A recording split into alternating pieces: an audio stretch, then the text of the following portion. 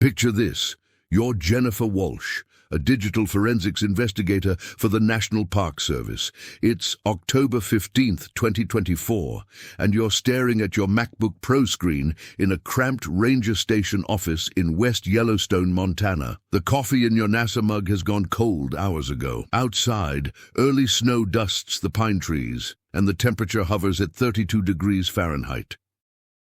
On your screen, raw data from an Apple Watch Series 9, model A2986, found 3 days earlier by hikers on the Fairy Falls Trail. The device was partially buried under fallen aspen leaves, its black sport band still intact, the aluminum case scratched but functional. What makes your hand shake slightly as you scroll through the data isn't the watch itself. It's what the artificial intelligence algorithm just flagged in red text across your screen. Anomalous movement pattern detected. Historical correlation found.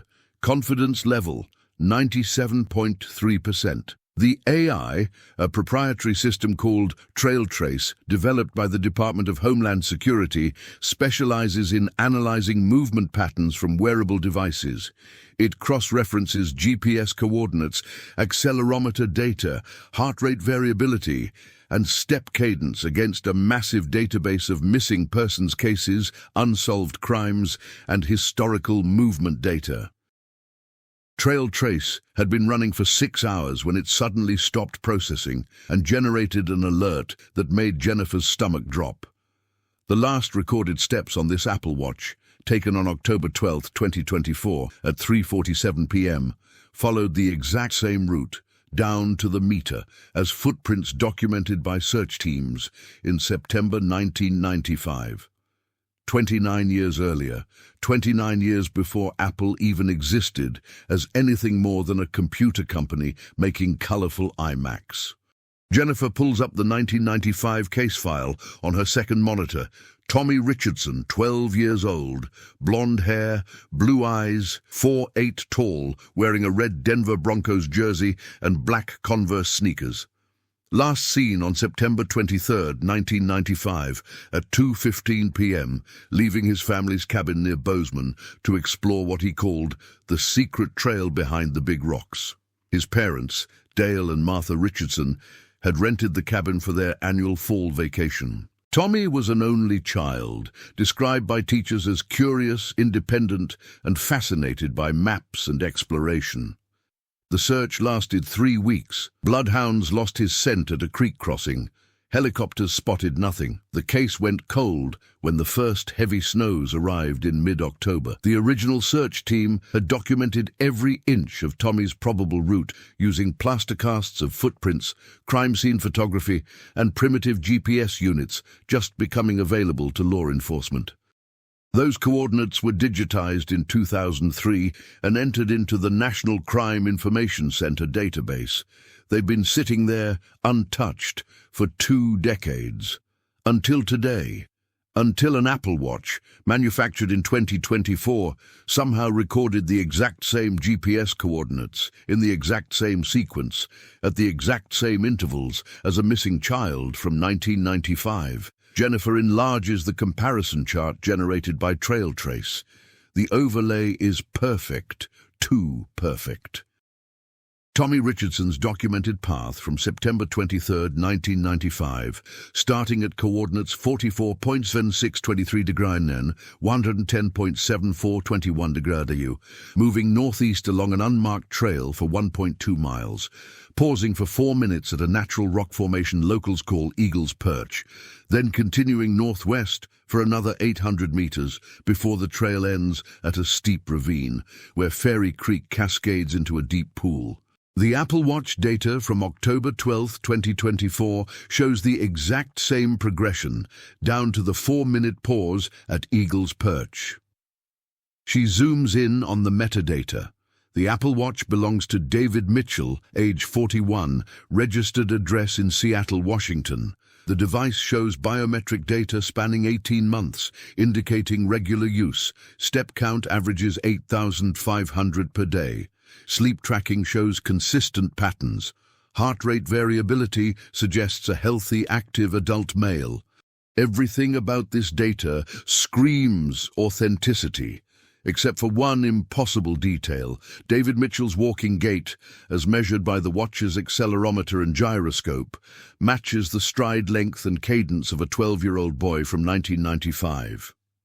Jennifer runs the calculation 3 times. Stride length algorithms, based on height and leg measurements, are precise. The Apple Watch recorded an average stride length of 1.8 feet during David Mitchell's final walk on October 12, 2024. In 1995, investigators calculated Tommy Richardson's stride length at 182 feet based on his footprint patterns in muddy sections of the trail. The margin of error is less than 1%. Either this is the most extraordinary coincidence in forensic history, or David Mitchell and Tommy Richardson are somehow connected in ways that defy explanation.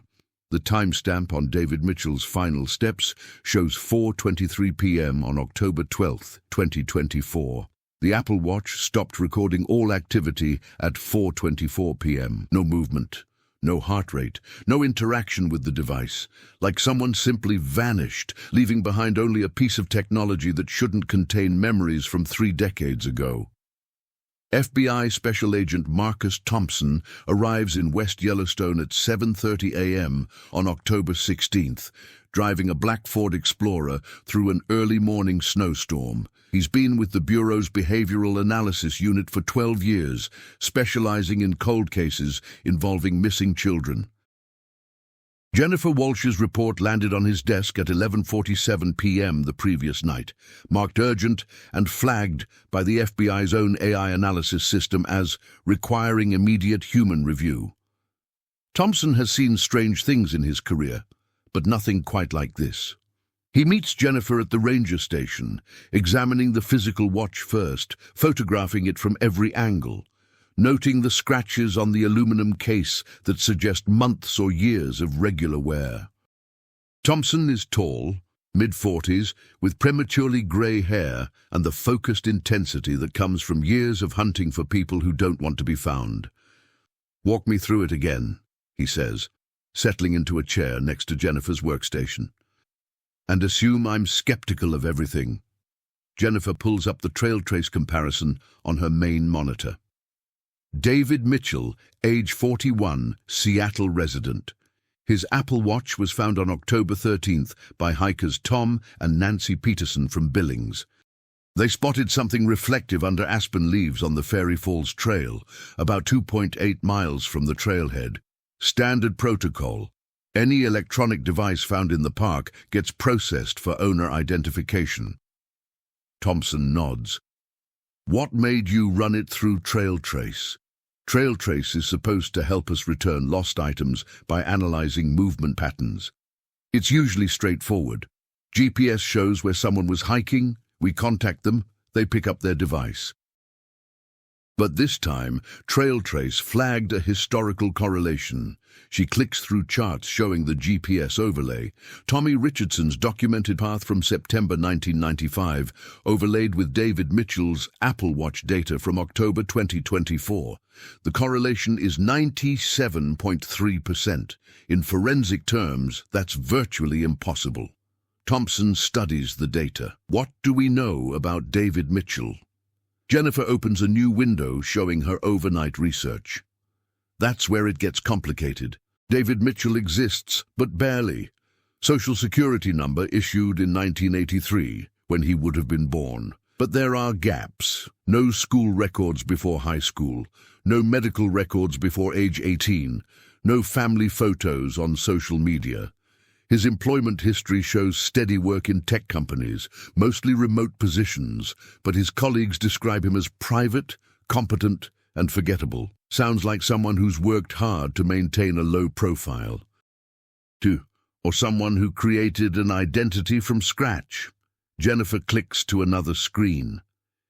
His birth certificate was filed 3 months after his supposed birth date. His first driver's license wasn't issued until he was 19. Which is unusual for someone growing up in suburban America in the 1990s. You're suggesting David Mitchell isn't real. I'm suggesting David Mitchell might be Tommy Richardson. The words hang in the air between them. Thompson has investigated hundreds of missing person cases, and he's learned that the most obvious explanation is usually correct, even when it seems impossible. Age progression. Tommy Richardson would be 41 years old today, exactly David Mitchell's age, if Tommy ran away in 1995 instead of being abducted or killed. If he somehow survived on his own and created a new identity, it's possible, Jennifer agrees. But it doesn't explain how he ended up back on the same trail 29 years later, or why his Apple Watch shows biometric data consistent with his childhood measurements. At 10:15 a.m., Thompson's phone rings. It's FBI technician Sarah Kim calling from Quantico with facial recognition results. We ran David Mitchell's driver's license photo through our age progression software, comparing it to Tommy Richardson's 1995 school pictures. Agent Thompson, you need to sit down for this. Thompson puts the phone on speaker. Go ahead, Sarah. We're looking at a 94.7% facial structure match. Bone density, eye spacing, nose bridge, jawline, all consistent with normal age progression from Tommy Richardson at age 12 to David Mitchell at age 41. The software accounts for typical facial changes over 29 years, and David Mitchell falls well within the projected range. In my professional opinion, David Mitchell and Tommy Richardson are the same person. Jennifer and Thompson exchange glances. The evidence is overwhelming, but it raises more questions than it answers. If Tommy Richardson survived his disappearance, created the identity of David Mitchell, and lived successfully under that identity for nearly 3 decades, why did he return to the exact spot where he vanished? Why did he walk the exact same path? And what happened to him on October 12, 2024? Jennifer continues analyzing the Apple Watch data and finds something that makes her blood run cold. Buried in the watch's health app, under a section most users never check, is data from the built-in noise level monitor. The Apple Watch automatically records ambient sound levels to protect users' hearing. On October 12, 2024, at 4:23 p.m., the device recorded a sudden spike in ambient noise, reaching 85 decibels, followed immediately by complete silence. 85 decibels is the sound level of a human scream. Jennifer stares at the data, understanding that she's looking at the probable moment of David Mitchell's death, preserved forever in the memory of a device designed to protect its wearer's health. The Apple Watch recorded his final steps, his elevated heart rate, and quite possibly his final scream before falling silent in the same place where Tommy Richardson disappeared 29 years earlier. Seattle FBI field agents Brad Collins and Maria Santos arrive at David Mitchell's Capitol Hill apartment at 2:45 p.m. Pacific Time. The building is a converted 1920s warehouse in the kind of neighborhood young tech workers choose for its industrial aesthetic. Unit 4B sits at the end of a narrow hallway that smells like coffee and old wood. David Mitchell's apartment is sparse but clean. A single bedroom, 1 bathroom, small kitchen, living area dominated by expensive computer equipment. 3 monitors, a high-end gaming chair, cables running along baseboards with the precision of someone who spends most of his time indoors. Agent Collins photographs everything, while Agent Santos examines the living space. No personal photographs, Santos observes. No family pictures, no friends, no vacation snapshots, just landscapes printed from what looks like his own photography. The walls display a dozen framed prints of Pacific Northwest wilderness scenes. Hiking trails, mountain vistas, forest paths disappearing into mist. Collins recognizes the professional quality of the composition and lighting. In the bedroom, they find clothes organized with military precision. Everything folded, sorted by color, stored in labeled containers. The closet contains expensive outdoor gear, North Face jackets, Patagonia hiking pants, Merrell boots in multiple sizes. He was serious about being outdoors, Santos notes.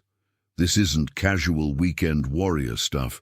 This is the gear of someone who spends significant time in wilderness areas. In the kitchen, they discover something unusual. A refrigerator covered with detailed topographic maps printed on regular paper and held in place with magnets. The maps focus on areas throughout Montana, Wyoming, and Idaho, with specific trails marked in red ink. Collins recognizes several locations from missing persons cases he's worked over the years. Santos, look at this. He points to one map showing the area around Yellowstone where Mitchell's Apple Watch was found. These red marks correspond to places where people have disappeared. Not just disappeared, these are all unsolved cases involving children or young adults. They find Mitchell's computer set up in the living room. After several attempts, Santos tries Tommy R 1995 as a password and gains access. Mitchell's computer contains gigabytes of data about missing persons cases, organized into folders by year, location, and victim demographics. The most detailed folder is labeled Montana 1995 and contains everything: police reports, newspaper articles, search and rescue records, FBI case files, and dozens of photographs from the original Tommy Richardson investigation. Santos opens a document titled Timeline. Docs last modified on October 10, 2024, just 2 days before Mitchell's Apple Watch stopped recording data.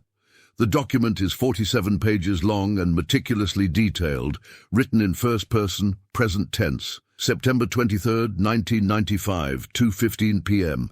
Left cabin to explore trail behind Eagle's Perch. Parents thought I would be back by dinner. I was 12 years old and believed I was invincible. Or the document describes Tommy Richardson's perspective on his disappearance, but with adult knowledge and insight. 2:47 p.m. Reached the creek crossing where the search dogs lost my scent. I followed the creek upstream instead of staying on the main trail. This is where everything changed. 3:15 p.m. Found the old mining cabin. Boarded up, but the back door was loose. Inside, camping gear, canned food, magazines from the 1980s. Someone was living there. I decided to wait inside until whoever it was came back. The document describes Tommy hiding in an abandoned mining cabin when a man named Robert Henley returned. Henley was a former military explosives expert, dishonorably discharged, living off the grid in Montana wilderness areas. He discovered Tommy in his cabin and, rather than reporting the lost child, decided to keep him. Henley wasn't a pedophile or violent criminal. He was mentally ill, paranoid about government surveillance, convinced that civilization was collapsing. He believed he was saving me from a corrupt world. For the first few months, I was a prisoner. After the first year, I was a collaborator. After 5 years, I was a believer. The story describes Tommy Richardson living with Robert Henley in various wilderness locations throughout the Mountain West, learning survival skills, electronics, and Henley's paranoid worldview. When Henley died of a heart attack in 2001, 16-year-old Tommy was alone in the wilderness, with survival skills, but no legal identity. I couldn't return to my parents. 6 years had passed. They probably thought I was dead. I had learned to live without civilization, but Henley had also taught me about computers, radios, and digital communications. I knew how to create false identities, how to move through society without leaving traces. The document describes David Mitchell's careful construction of a believable adult identity, remote work that allowed him to avoid close scrutiny and gradual integration into normal society, but also an obsession with finding other missing persons, as if he could somehow solve cases that remained mysteries to law enforcement. October 10th, 2024. I've been thinking about the trail again, about the place where my childhood ended and David Mitchell began. There are answers there that I've never looked for, evidence that might help solve other disappearances. I owe it to those families to go back. Some circles must be closed. In the back of his bedroom closet, They discover something that makes both agents pause. A small cardboard box labeled 1995 in careful handwriting.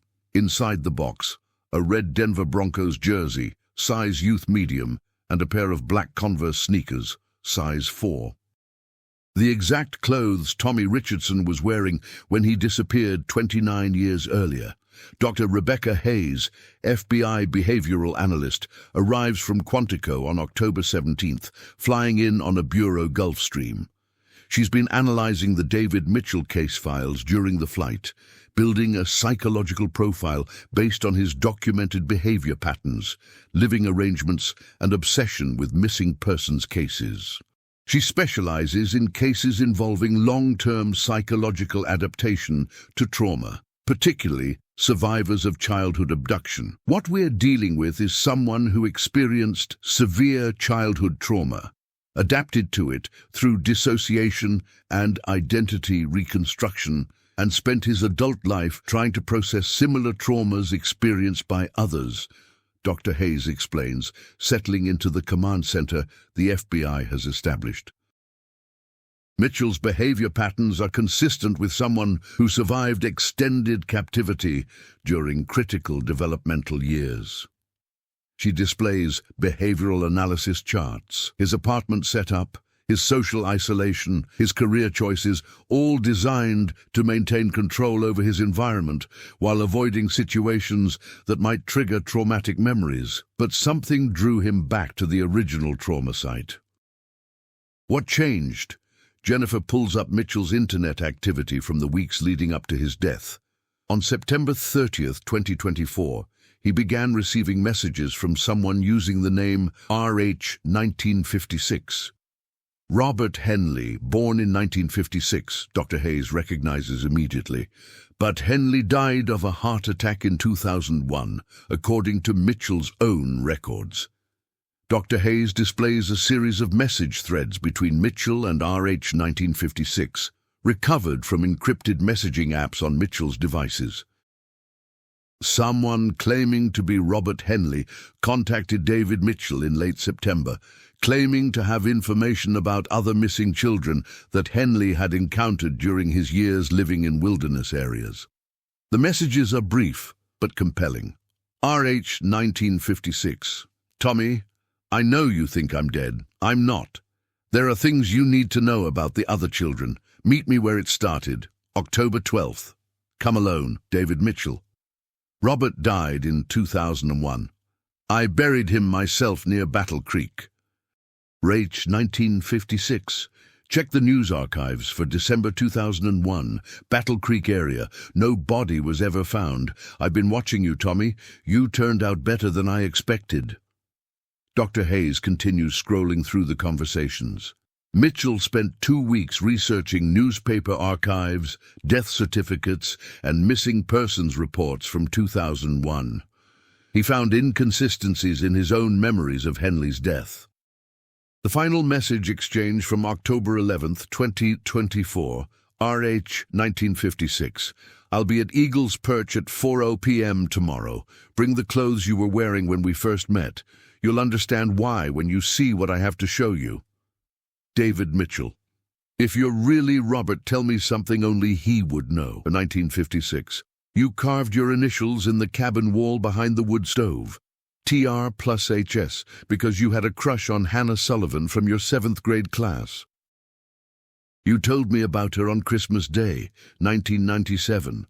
Whoever lured Mitchell back to that trail knew details that could only come from direct knowledge of his captivity experience.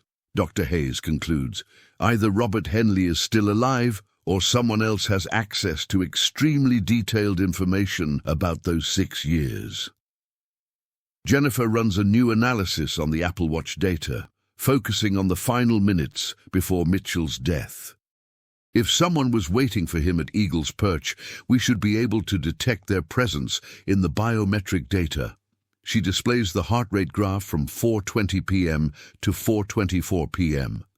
Mitchell's heart rate begins increasing at 4:20 p.m., reaching 145 beats per minute at 4:23 p.m., consistent with extreme fear. But here's what's interesting, Jennifer continues, zooming in on the final seconds. The second heartbeat signature doesn't appear until 4:22 p.m. Whoever was there wasn't waiting for Mitchell. They approached him after he had already been on the trail for several minutes. Mitchell wasn't walking into an ambush. He was being followed. Thompson receives a call from the FBI's cybercrime division. They've traced the RH 1956 messages to a series of IP addresses registered to public libraries and internet cafes throughout the Pacific Northwest, all accessed using fake identification. But they've discovered something more significant. The same messaging techniques were used in communications with 7 other missing persons over the past 5 years. We've identified 7 other individuals who received similar messages from accounts claiming to be deceased relatives or figures from their past, the analyst reports. All 7 individuals subsequently disappeared, vanished from their normal routines without explanation. All 7 had experienced childhood trauma involving disappearances, kidnappings, or family separations. All 7 had created new adult identities and had been researching missing persons cases. The pattern is clear and disturbing. Someone has been systematically targeting survivors of childhood trauma, people who had successfully rebuilt their lives after horrific experiences. David Mitchell wasn't the first victim. He was the latest in a series of calculated murders disguised as voluntary disappearances. Jennifer pulls up a map of the western United States and begins marking locations where the other 7 individuals disappeared. They're all in wilderness areas, national parks, state forests, remote hiking trails, places where bodies might never be found. FBI teams begin re-examining the 7 earlier disappearances. What initially appeared to be a single murder in Montana is now revealed as part of a serial killing pattern spanning 5 years and multiple states. The killer uses sophisticated psychological manipulation to lure victims to isolated locations, then eliminates them in ways that leave minimal forensic evidence. Jennifer continues analyzing the Apple Watch data, looking for additional information about the second person present during Mitchell's final moments. The watch's accelerometer detected unusual vibration patterns at 4:23 p.m., consistent with someone moving quickly through underbrush. The GPS shows Mitchell's position remained stationary for the final minute, suggesting he was restrained or incapacitated. The killer didn't know about the Apple Watch's secondary sensors, she realizes. They probably took Mitchell's phone and any other obvious recording devices, but they didn't understand that the watch was continuously monitoring environmental conditions. Thompson coordinates with search and rescue teams to conduct a more thorough examination of the area where Mitchell's watch was found. Using ground-penetrating radar equipment, they locate what appears to be a concealed pit approximately 200 meters from where the Apple Watch was found.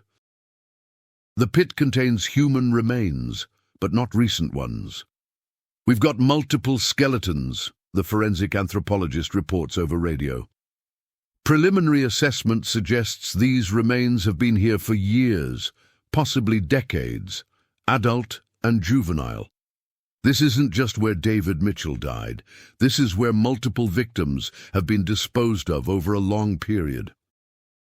The Fairy Falls Trail, the site where Tommy Richardson disappeared in 1995 and David Mitchell died in 2024, is revealed as a dumping ground for a killer who has been operating for far longer than anyone suspected. Jennifer expands her analysis beyond Mitchell's device to examine all electronic activity in the Fairy Falls Trail area during the 48-hour period surrounding his death. Using cell tower data provided by major telecommunications companies, she tracks every mobile device that pinged towers near the trail between October 10th and October 14th, 2024. One device in particular catches her attention, a smartphone that connected to cell towers near the trail at 3:47 p.m. on October 12th, remained in the area for 73 minutes, then moved rapidly toward Interstate 90, suggesting someone driving at highway speeds. The device was using privacy settings that blocked location services and automatic data synchronization. "I think I found our killer's phone," Jennifer announces. Device ID shows it's registered to a prepaid account purchased with cash in Spokane, Washington in August 2024. This phone has been present at or near 4 of the 7 other disappearance sites over the past 18 months. Same privacy settings, same brief appearance followed by rapid departure. Jennifer overlays the phone's movement data with known locations of the previous victims' disappearances. The correlation is striking. The device appears near each victim's last known location within 48 hours of their disappearance. She tracks purchases made using payment cards near the locations where this phone was active, revealing someone buying wilderness supplies, camping gear, non-perishable food, gasoline, and surprisingly, electronics. The electronics purchases are revealing: GPS jammers, signal amplifiers, and mobile hotspot devices, equipment that would allow someone to maintain communications while operating in remote areas and avoiding detection by standard cell tower triangulation. Jennifer discovers another pattern in the digital evidence. The killer's phone has been accessing missing persons databases, law enforcement bulletins, and cold case forums. They've been researching potential victims online, looking for people who fit their preferred profile. It's like they're cleaning up loose ends, getting rid of people who might have information about old cases. The investigation team identifies a disturbing methodology. The killer uses publicly available information about missing persons cases to identify survivors, then researches their new identities and current locations. They exploit survivors' psychological vulnerabilities by impersonating deceased figures from their traumatic past. Jennifer correlates the killer's digital activities against missing persons databases and makes a crucial connection. The mysterious phone has been accessing records related to a private investigation firm in Billings, Montana. Mountain State Security Services. Licensed private investigator, specializing in missing persons cases, background checks, and insurance fraud investigations.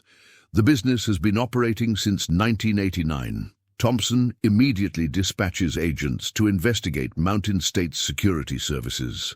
If the business opened in 1989, the owner would have been establishing their operation during the same period when murders began occurring at the Fairy Falls Trail disposal site. FBI agents arrive at Mountain State Security Services, located in a small office building on Billings's south side. The business is registered to Richard Hayes, age 67, a former military police investigator and retired insurance fraud specialist. Hayes has been operating the agency since 1989, providing services to law firms, insurance companies, and private clients throughout the western United States. But Richard Hayes is not at his office. According to his secretary, he left on October 10th for what he described as a field investigation in the Yellowstone area, and hasn't returned or responded to communications. October 10th, 2 days before David Mitchell's Apple Watch stopped recording data. Agents search Hayes' office and discover a sophisticated intelligence operation. Multiple computers, communication equipment, and filing cabinets containing detailed dossiers on hundreds of missing persons cases. Most significantly, they find printed photographs and documents related to Tommy Richardson's 1995 disappearance, including crime scene photographs that were never released to the public. Thompson issues a federal manhunt warrant for Richard Hayes. 67-year-old white male, extensive law enforcement background, 35 years of experience in investigation and surveillance. He's been using his private investigation business as cover for identifying and stalking victims. Jennifer analyzes Hayes' business records and discovers the scope of his operation. Over 3 decades, Mountain States Security Services conducted investigations in all 11 western states, providing Hayes with legitimate reasons to travel throughout the region, access confidential records, and maintain contacts with law enforcement agencies. He's been hiding in plain sight, Jennifer realizes, using his private investigator credentials to access police files, military records, social services documents. Every victim was someone he encountered through his legitimate business operations. FBI surveillance specialist Maria Santos discovers Richard Hayes' location through the one piece of technology he couldn't abandon, a cardiac pacemaker implanted during heart surgery in 2018. The device includes remote monitoring capabilities that automatically transmit cardiac data to his cardiologist's office every 24 hours via cellular networks. His pacemaker pinged a cell tower near Glacier National Park at 2:17 a.m., Santos reports. The signal came from the North Fork area, about 40 miles from any major road. He's gone deep into the wilderness. Thompson coordinates with the National Park Service to establish a perimeter around the North Fork region. But pursuing Hayes into remote wilderness areas presents unique challenges. He knows the terrain intimately, has survival skills developed over decades, and is likely prepared for prolonged hiding. The search operation begins at dawn on October 21st, using helicopters equipped with thermal imaging systems, ground teams with tracking dogs, and drones capable of covering vast wilderness areas.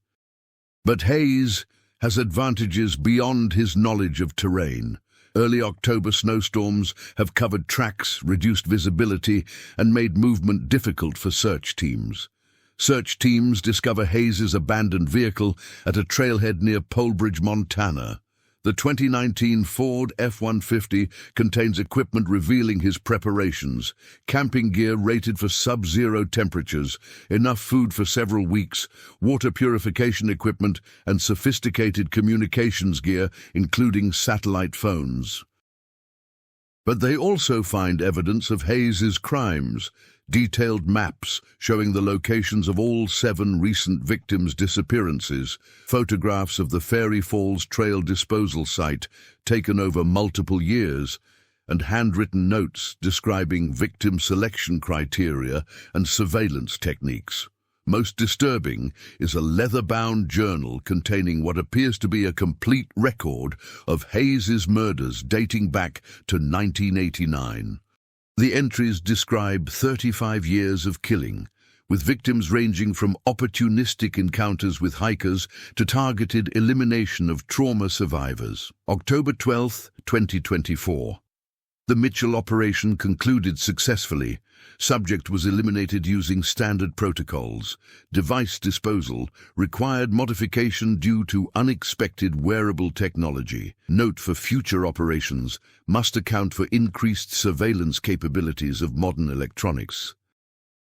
Mutum. The journal reveals Hayes' evolution from opportunistic killer who targeted random wilderness visitors to sophisticated predator who researched and stalked specific victims. His private investigation business provided perfect cover for this evolution, giving him access to missing persons databases, law enforcement contacts, and legitimate reasons to travel throughout the region. Thompson reads through the journal entries and realizes the scope of Hayes' crimes extends far beyond the 19 known victims. We're dealing with at least 47 murders spanning 35 years. The search intensifies as teams follow Hayes' trail deeper into the North Fork wilderness. His pacemaker continues transmitting location data every 24 hours, but the signals show him moving constantly, using his knowledge of terrain to stay ahead of pursuit teams. Search teams find Hayes' first wilderness camp, a concealed shelter constructed near a natural cave system that shows evidence of long-term preparation. Cached supplies, communication equipment, and even a small generator suggest Hayes has been preparing this hideout for years as a fallback position. Jennifer analyzes the pattern of Hayes' movements and realizes he's not running randomly. He's following a predetermined route towards something specific. The pacemaker data shows he's moving with purpose, not panic. She overlays his movement pattern with topographic maps and discovers that Hayes is following an old mining road that leads to abandoned claims in the most remote part of Glacier National Park. The psychological pressure of being hunted is taking its toll on Hayes's health. His pacemaker data shows increasingly irregular cardiac rhythms and elevated stress indicators. The combination of physical exertion, cold weather, and psychological stress is pushing his cardiovascular system beyond its limits. FBI search teams locate Richard Hayes on October 23rd at 11:47 a.m., following his pacemaker signal to a remote mining claim approximately 12 miles from the nearest road. They find him collapsed inside a partially constructed shelter, unconscious and suffering from severe hypothermia and cardiac distress. The 67-year-old killer, who had evaded capture for 35 years, is defeated not by law enforcement tactics, but by the combination of wilderness conditions and his own failing health. Emergency medical teams airlift Hayes to Kalispell Regional Medical Center, where he remains in critical condition under heavy guard. His survival is uncertain. The cardiac episode has caused significant heart damage, and the hypothermia has resulted in potential brain injury from oxygen deprivation. Hayes's wilderness cache contains detailed records of his operations, victim files, surveillance photographs, maps marking additional disposal sites, and most importantly, a second journal describing murders that weren't documented in his office records. The additional documentation reveals evidence of at least 60 victims spanning 35 years. Jennifer analyzes Hayes's final cache, discovering the technological aspects that led to his capture. He spent decades avoiding detection by staying ahead of surveillance technology, but he couldn't avoid the medical device that kept him alive. Hayes's pacemaker transmitted his location data every 24 hours for 6 years. Without him realizing, the information was accessible to law enforcement. Hayes regains consciousness on October 25th, but remains unable to communicate effectively due to brain damage from oxygen deprivation.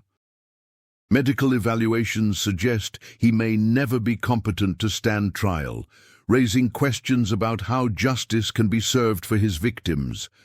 However, his extensive documentation provides closure for victims' families and definitive evidence of murders that had been classified as missing persons cases for decades. The journals, photographs, and records found at his various cache sites provide comprehensive evidence of one of the longest-running serial killing operations in American history. Jennifer compiles the final technical report on the investigation, documenting how artificial intelligence analysis of David Mitchell's Apple Watch data led to the discovery of Hayes's crimes. The trace AI system detected patterns that human investigators missed because it could process and cross-reference vast amounts of data simultaneously. David Mitchell's Apple Watch preserved evidence of his murder with such precision that it revealed not just his killer, but an entire criminal operation spanning multiple decades and states. Richard Hayes operated undetected for 35 years by exploiting gaps in communication between law enforcement agencies, using his legitimate private investigation credentials to access confidential information and targeting victims whose disappearances wouldn't trigger intensive investigations. But the same technological advancement that Hayes failed to fully understand, the proliferation of connected devices that continuously monitor and record their users' activities, ultimately exposed his crimes and ended his killing career. The investigation concludes with a sobering recognition.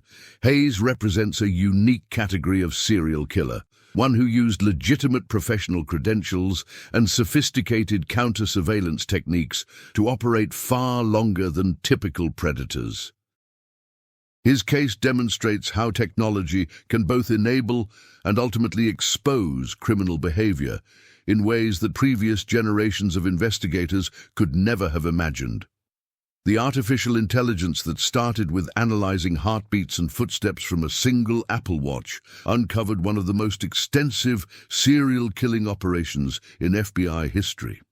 The same technology designed to track fitness and health became the key to solving decades of cold cases and bringing justice to families who had waited years for answers about their missing loved ones.